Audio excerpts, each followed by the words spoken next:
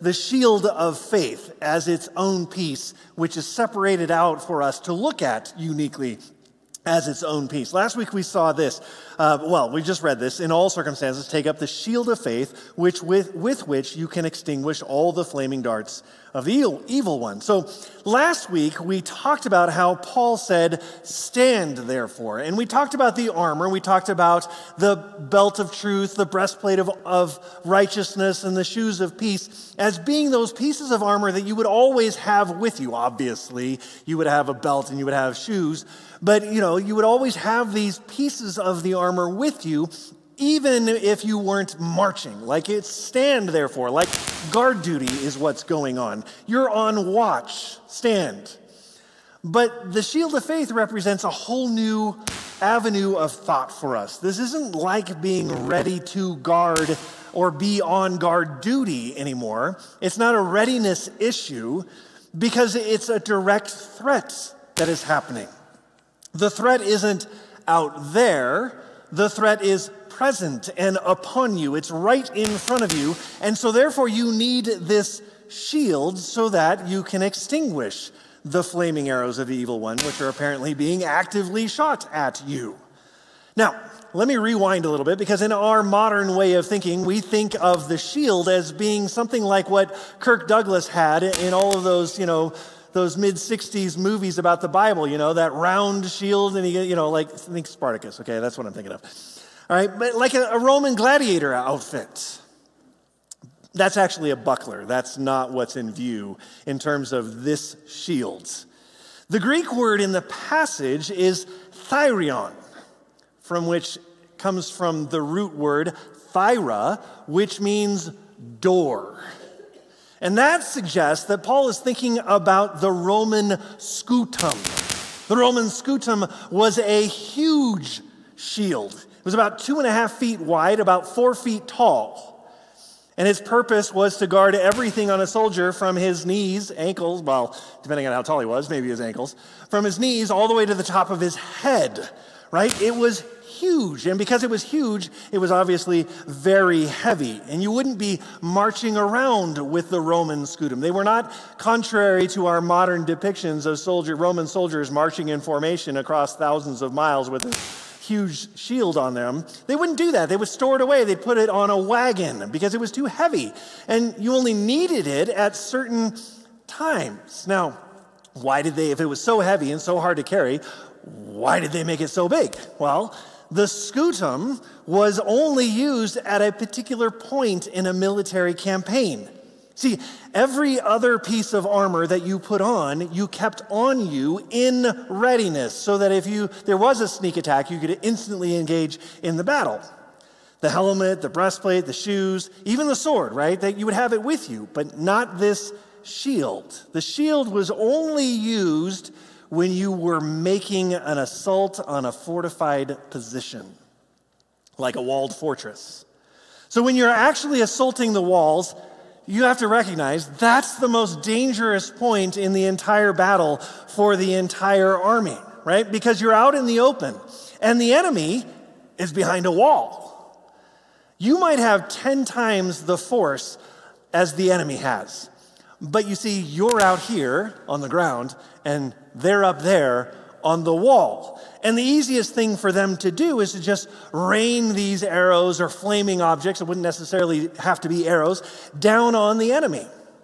You see, the whole point of that was to demoralize the attacking force. If you were standing behind the walls, you just wanted to get them, as many of them on fire as you possibly could because, hey, a person next to you taking an arrow to the arm or leg, well, no big deal. But the person next to you catching on fire, oh, that changes things in your own head and our own intellectual capacity to be able to handle this. And so Paul says the shield's purpose is to extinguish the flaming material that's shot at you. And so they made these things big so that they would take as much of the arrows as they possibly could. Because the enemy is doing everything possible to stop you. And so you needed that coverage, as much coverage as you could get so that arrow, so that flaming pitch, whatever they were throwing at you, could not actually get to your inner armor and burn you. It would instead burn the shield, which is good. And the way that that scutum was used is it was best used in groups, right? If you're out there with your lone shield, you had some protection, right? But if you had a group of people and you were interlocking all of these shields, well, you've seen the images, right?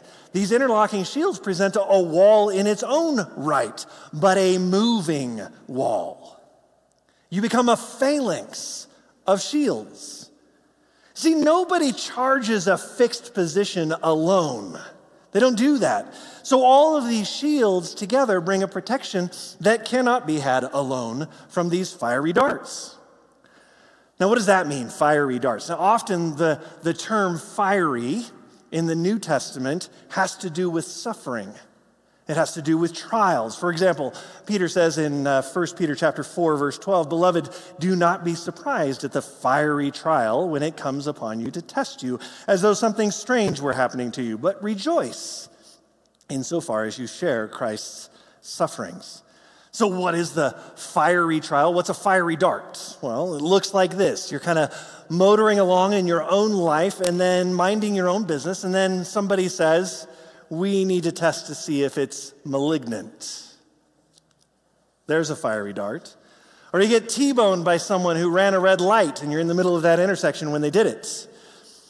Or you get a summons that says you need to show up in court. Or you lose your job, or a loved one dies. See, these are all of those fiery trials. A fiery trial is something more than the normal, the usual, the average, regular anxieties and the run-of-the-mill sort of troubles, the knocks, the aches, the pains that we all experience in life. These are the kinds of things, the fiery trials are the kinds of things that burst on you. They confuse you, they alarm you. And their purpose is to get you to retreat, to disorient you so that you don't even know what you were doing, if you were doing something, and which direction to go in. Where is God leading in the midst of all of this? And you cry out in the midst of these fiery trials, "Why me, God?" Why does God let that happen? So the Bible very clearly says that God does allow fiery trials. He does. In Job, Satan is given permission to bring fire into Job's life. Job loses his home, he loses his children, he loses his source of income. He sits diseased and alone. I mean, he's so alone, like even his wife tells him, "Curse God and die, Job." That's alone. Even his friends come to him and say, "Job, you are guilty, guilty, guilty." Have you ever been alone like that? I doubt it. He's alone, he's broke, and he's broken.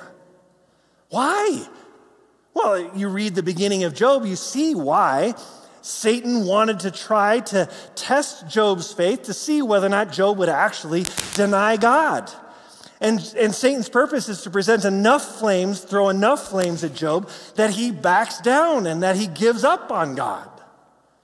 That's Satan's purpose in bringing fiery trials in your life. But God's purpose is very different. And what we have to realize when we talk about God's purposes in this is that fire isn't all bad. I like to make ribs. I think my ribs are pretty good. But you know what? If you eat those things raw, they are terrible. What does it take to make them good? Fire. Without fire, those things are awful. Now, fire can certainly burn the meat, right? But those ribs will never be great without it. They have no chance of being great without it. See, fire changes things. Fire refines metal. And so with some metals, it's the only way for those metals to come out pure is through fire. And there are several images within Scripture for how God uses difficulty in your life to bring improvement into your life. Refining, that's one of them. God is a refining fire. The fire brings out that purity that wouldn't have existed in your life had fire not been applied to it. God also uses the difficulty of discipline. He's described as a father who disciplines his children out of love. And you're saying, "I don't like being disciplined." Well, then you don't like love. And yet another image is that of a gardener pruning the vine to bring health to the vine, to bring a greater yield of fruit to it. See, those are three different ways that God uses hardship in your life. So don't be shocked when I say that God sometimes lets fire happen in your life. He has greater plans than you.